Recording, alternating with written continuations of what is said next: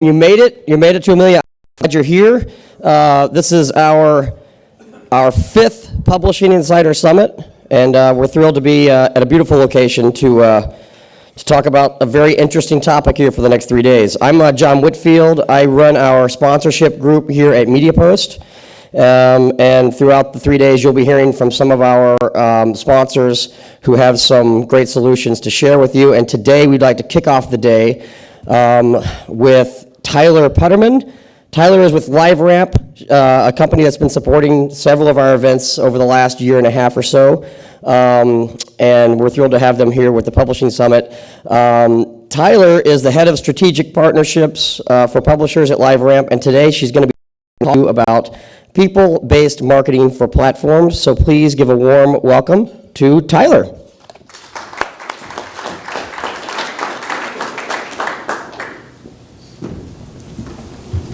Good morning, everybody.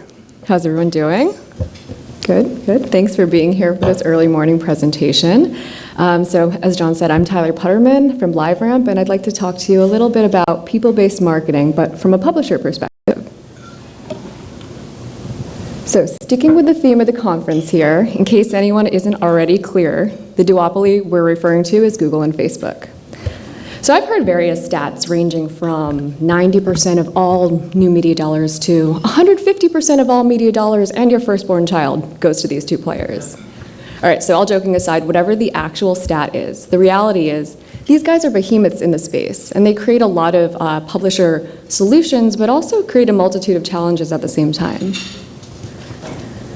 So no one's disputing that Google and Facebook take a lion's share of media dollars, but the question becomes why? So these companies have products and services that span the entire value chain from audience and data to inventory all the way through distribution and delivery. That's pretty comprehensive. Yes. You might just move it a little bit closer to that mic. Yes. Yep. So that's pretty comprehensive that they're able to capitalize on all three of these pillars. All right, so there's good news and there's bad news here. I'll start with the bad news because I'd like to get that out of the way. The bad news is it's unlikely, not impossible, but unlikely that any of us individually are going to be able to go toe-to-toe with Google and Facebook. Sorry if that breaks your heart, but that's the reality we're looking at. But the good news is, of these three pillars, you as publishers actually have two of them. All right, so what do we do now? No, I'm not saying that we run and try to get jobs at Google and Facebook tomorrow. So how about this instead? If you can't beat them, emulate them. So we shouldn't be wasting our time trying to figure out how to take down the duopoly or take on the duopoly. We have to be thinking about how we can offer complementary marketing tactics to our brands that go along with the buying that they're doing with Google and Facebook. They're already doing this, and they're likely going to continue to do this. So let's understand the value that these players bring and try to emulate that. So at LiveRamp, the publisher team is focused on developing tools that can help you recreate the value that Google and Facebook bring, but to your own inventory through both direct and programmatic channels. Right, so Facebook did us all the favor a couple years ago of introducing the concept of people, not cookies. All right, and it's no secret that the budgets against people-based media are growing. In fact, 92% of media buyers report that they're actually planning to increase spend against these tactics. 83% have reported better returns on people-based buying than on cookie buying alone. So people-based marketing is something that you can support on your own outside of Google and Facebook. All right, so before we talk about how you can actually enable this on your own, let's back up for a second and first define what exactly people-based marketing is. I kind of feel like the term people-based marketing right now is a little bit like when you've met that one person and you met them a couple times and you can't remember their name, but you've met them one too many times that you're now embarrassed to ask. It's like, oh, what's people-based marketing? Oh, it's people, not cookies. Like, what does that actually mean? And especially if you're not Facebook, what does that actually mean? So how I define people-based marketing is targeting and measurement against a persistent people-based identifier. A people-based identifier, unlike a cookie, can actually be tied back all the way back to a piece of PII. And in our world, that's usually an email address.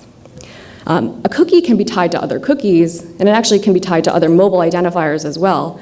And that's a persistent ID solution. But if all of that is not tied back to an authenticated person, then that solution is not people-based. And you're still beholden to a lot of the challenges of just cookie-based targeting. So in this visual, this very complicated visual, but you can kind of get a sense of how LiveRamp derives our people-based identifier, bridging both the offline and the online identities. And all of the data that flows through this ecosystem is people-based. So how can LiveRamp help? What can you do today? Well, first and foremost, learn about being a destination in the LiveRamp UI to receive that advertiser's data to begin with. So you can't receive data. It's very unlikely that you're going to be able to do people-based marketing in a meaningful or certainly scalable way.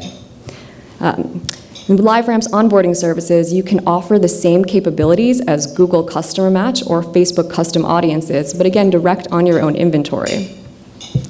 Especially in the age of omni-channel marketing and a big emphasis on a unified vision of the customer, to marketers, the ability to bring offline data online for execution for things like targeting or suppression or sequential messaging is really of utmost importance to them. So make sure that your inventory is enabled to receive this valuable data. Marketers actually want options beyond Facebook and Google, so give them some. Another great benefit of working off a people-based identifier is true people-based insights. So I'd say the most appropriate insight for this application, the most relevant insight for this application is an overlap report. An overlap report shows you the intersection of an advertiser's list that they're trying to buy against with your own audiences. So if you can see how many of their audiences that you have already seen on your properties, it actually gives a sense of budget planning because the advertiser then has a pulse on the addressable reach that they can expect. So this is my oversimplification of saying the intersection is really where the budget lies. So not only is it important to understand where that overlap is, but how can you increase the overlap? How can you increase those match rates, which is another very hot word for marketers right now, and publishers, match rates. So by leveraging the power of LiveRamp's identity graph, you can gain insights about your users, but more importantly, actually reach more of your users on more of their devices than you might alone without the amplification of LiveRamp's graph. And because our graph is deterministic and people-based, it has a high degree of accuracy. And we actually boast the third largest deterministic cross-device graph behind Google and Facebook. So the reach and accuracy of our graph can both help increase your individual reach and also power a persistent people-based ID solution for your entire business. And ultimately, by enhancing your own first-party footprint with LiveRamp's identity graph, this means that you can recognize more of your on-site traffic. If more of your on-site traffic is recognized, you can actually serve more impressions against an advertiser's intended audience. So really, more recognition equals more revenue. And there's also a value add that you can bring to your marketers by providing people-based measurement. So in working off of a people-based identifier, it's much, much easier and much, much more accurate to actually understand the effectiveness and the attribution of your campaigns. So at the end of the day, marketers care about customers. They don't care about the behavior of disparate cookie sets. It's also worth mentioning another way that LiveRamp can help you drive revenue streams using data. So you can monetize and enhance your own data offering. So our friends, companies like Weather and Yelp are creating revenue streams with their in-demand data assets through LiveRamp. And so I know we're probably still getting a little caffeinated here. I certainly probably need another cup of coffee after this, but if you only take 3 things away from me this morning, 1, people-based marketing is here in a big way. So explore what you can offer and make sure that you have a seat at the table by being able to even receive this data offline and online in the first place. 2, support people-based measurement as a value add for your direct campaigns. And 3, consider securely monetizing your first-party data assets or buying other data to enhance your first-party data assets. And with that, I'd like to thank you for your time. I'll be around this week, so please come find me to learn more about how to make people-based marketing a reality. Thanks.